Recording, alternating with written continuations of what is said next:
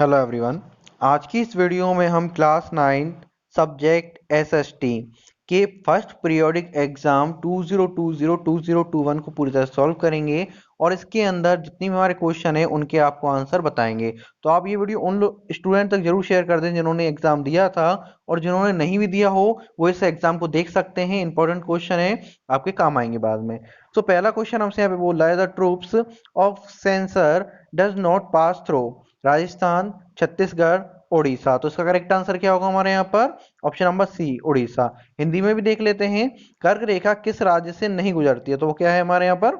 उड़ीसा। इसके बाद question number second देखेंगे हम यहाँ पर। इसमें बोल रहा है which island group of India lies in a south east, यानी इसका क्या मतलब हो गया, कौन सा द्वीप समूह भारत के दक्षिण पूर्व में स्थित है? तो इसका करेक्ट आंसर क्या होगा हमारे यहाँ पर? इसका करेक्ट आंसर होगा Andaman and Nicobar island. Okay, Andaman and Nicobar द्वीप समूह। इसके बाद क्वेश्चन नंबर 3 में हमसे यहाँ पे बोल रहा है the graphical area of India, यानी कि क्या होता है हमारा जो एरिया होगा जियोग्राफिकल, वो कितना है हमारे यहाँ पर? तो इसका करेक्ट आंसर कितना होगा हमारे यहाँ पर? Option number B. Option number B यानी कि 3287261। इस तरह से हमारा पूरा देखें तो मिलियंस स्क्वायर किलोमीटर हमारे यहाँ पे होगा, लेकिन यहाँ पे केवल 3.28 मिलियन दिखा रखा है, तो इसको हम करेक्ट मान लेंगे, पूरा यहाँ पे शो नहीं किया गया है। इसके बाद question number 4, which one is farming activity, इनमें से कौन सी फार्मिंग एक्टिविटी है हमारे यहाँ पर? अब देखिए डेयरी जो होती है फार्मिंग एक्टिविटी नहीं होती, हमें यहाँ पे पता है। इसके बाद है कलेक्शन ऑफ फॉरेस्ट प्रोडक्शन। अब जो फॉरेस्ट का प्रोडक्शन है वो तो एक अलग हो गया, उससे कोई मतलब ही नहीं है। इसके बाद प्रोडक्शन ऑफ क्रॉप्स, तो ये हमारी खेती होती है जिसमें हम क्रॉप्स वगैरह उगाते हैं, वो क्या होता है हमारे यहाँ पे? फार्मिंग एक्टिविटी होती है। इसके बाद question number 5, what is multiple cropping. Multiple cropping हमारी क्या होती है? देखिए एक साल के अंदर अगर हम एक से ज्यादा फसल उगा रहे हैं, निकाल रहे हैं, तो वो क्या होगी हमारी यहाँ पे? मल्टीपल क्रॉपिंग होगी। तो इसका कौन सा आंसर करेक्ट होगा? ऑप्शन नंबर सी इसका करेक्ट माना जाएगा। ठीक है, हिंदी में बोलते हैं इसको बहुविधि फसल प्रणाली। इसके बाद है हमारे यहाँ पर what was a unit of currency in France. तो इस उस टाइम जब हम फ्रांस रेवोल्यूशन की बात करें तो उस टाइम क्या थी? लिब्रे थी। ठीक है, उस टाइम लिब्रे थी, अब क्या है? यूरो है। हम लिख देते हैं, अब ये है, लेकिन उस टाइम क्या थी? लिब्रे थी। तो करेक्ट आंसर क्या होगा? लिब्रे। इसके बाद है हमारा यहाँ पर when was Louis 16 become a king of France, यानी कि जो लुइस 16 थे फ्रांस के राजा, कब बने थे वो हमें यहाँ पे बताना है। तो इसका ऑप्शन नंबर ये हमारा करेक्ट होगा 1774 में। अब हम आगे देखें, a tax levied by the church was known as, यानी चर्च के थ्रू जो टैक्स लिया जाता था उसका क्या नाम था? तो उसका करेक्ट आंसर क्या होगा? Option number B, tithe. Okay, और बहुत से लोग कंफ्यूज होते हैं इसमें और इसमें, तो करेक्ट आंसर क्या होगा हमारे यहाँ पर? ऑप्शन नंबर बी होगा, ध्यान रखें आप। ओके, लिब्रे तो वहाँ की क्या थी? करेंसी थी। इसके बाद क्वेश्चन नंबर 9 हमारे सामने, who was the king of France in 1774। तो क्या है? लुई 16। तो इन दोनों क्वेश्चन को आप कंपेयर करके भी देखें तो आपको आंसर इसी में से निकल के आ जाएंगे, आपको याद करने की भी जरूरत नहीं पड़ेगी, दोनों आपस में इंटरचेंज कर रहे हैं क्वेश्चन को। ठीक है, क्वेश्चन नंबर 9 तक हो गए हमारा। अब आगे देखेंगे हम यहाँ पर। देखिए क्वेश्चन नंबर 10 हमारे सामने प्रेजेंट है यहाँ पर। So what was guillotine. अब गिलोटिन क्या होती थी? वहां पर जो भी कोई गलत काम करता था तो उसका क्या करते थे? सजा के रूप में एक उसको सिर के नीचे लगाते थे, सिर के ऊपर, और उससे सिर काट दिया जाता था। तो क्या था? एक वो था, एक यहाँ पर देखें, ये एक मशीन थी, एक डिवाइस था जिससे अपराधी का सिर धड़ से अलग कर दिया जाता था, यानी काट के अलग कर दिया जाता था। ऑप्शन नंबर क्या होगा हमारे यहाँ पर? सी करेक्ट होगा। इसके बाद 11 क्वेश्चन है, who was the queen of Louis 16। तो इसका क्या आंसर होगा हमारे यहाँ पर? Marie Antoinette. ठीक है, ऑप्शन नंबर ए। इसके बाद क्वेश्चन नंबर 12 में हमसे कह रहा है when did military group take place in Pakistan by Pervez Musharraf, यानी इसका हिंदी में देखें तो पाकिस्तान में परवेश मुशर्रफ के द्वारा सैनिक तख्तापलट कब हुआ? तो इसको आंसर क्या देना है आपको? आपको इसका आंसर हमें कमेंट में देना है, जिसका आंसर करेक्ट होगा नेक्स्ट वीडियो में उसका नाम मेंशन किया जाएगा। तो इस पूरी सीरीज में एक क्वेश्चन आपके लिए। ओके, इसके बाद हम यहाँ पे देखें क्वेश्चन नंबर 13। तो क्वेश्चन नंबर 13 में हमसे क्या बोला? How many families are lived in Palampur village. जो पालमपुर विलेज है उसके अंदर कितनी फैमिलीज रहती थी? तो इसका करेक्ट आंसर हो गया, क्या होगा? 450 फैमिली, यानी कि 450 टोटल फैमिली वहां पर रहती थी।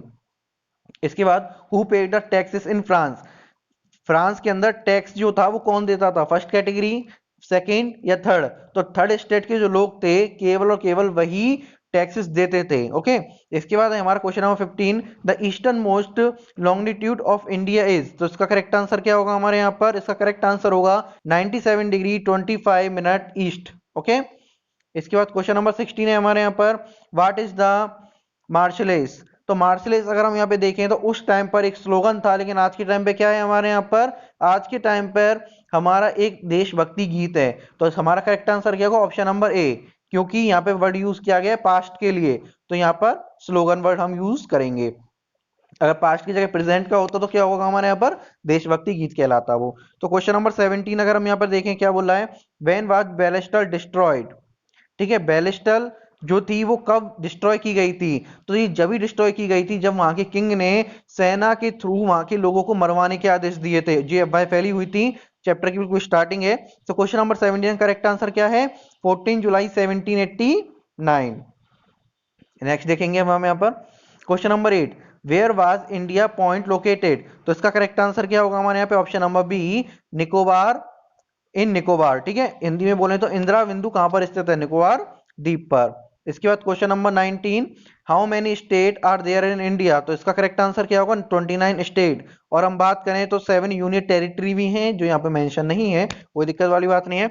इसके बाद election are held in China after every 5 year, ठीक है, 5 साल के बाद वहां पे इलेक्शन कराए जाते हैं।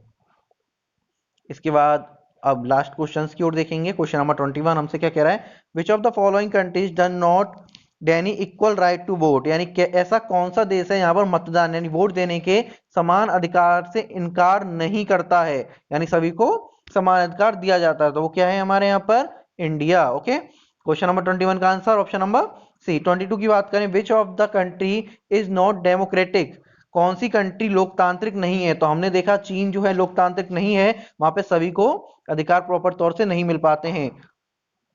इसके बाद क्वेश्चन नंबर हम देखें 23 की ओर। सो 23 में बोल रहा है, which is not a non farming activity, कौन कौन सी नॉन फार्मिंग एक्टिविटी नहीं है, यानी कि ओवरऑल क्या बोलना चाह रहा है, कौन सी नॉन फार्मिंग एक्टिविटी है, ये तो बोलना चाह रहा है हमारे यहाँ पर। इसका क्या होगा हमारे यहाँ पर, शोइंग, यानी कि बीज बोना एक नॉन फार्मिंग एक्टिविटी है। और उसमें बोला है नॉन मतलब फार्मिंग एक्टिविटी, हमारा मतलब ये है, ठीक है, नॉन फार्मिंग एक्टिविटी नहीं मतलब फार्मिंग एक्टिविटी।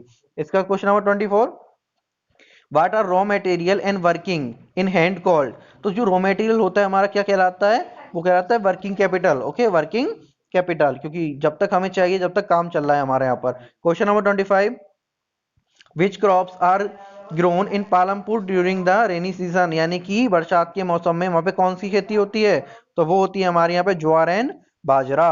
ठीक है, इसी के साथ हमारे सभी क्वेश्चन हमने यहाँ पे सॉल्व कर लिए हैं। कोई भी डाउट होने पर आप हमें कमेंट कर सकते हैं। मिलते हैं हम नेक्स्ट वीडियो में। और आपको बता दें कि जो साइंस की वीडियो क्रैश हो रही थी उससे उस बारे में हमने बात की यहाँ पर, और यहाँ तक उम्मीद है 27 तक उसको रिकवर कर लिया जाएगा, तो आप 27 के बाद उस वीडियो को भी देख सकते हैं। कोई भी डाउट होने पर आप हमें कमेंट कर सकते हैं।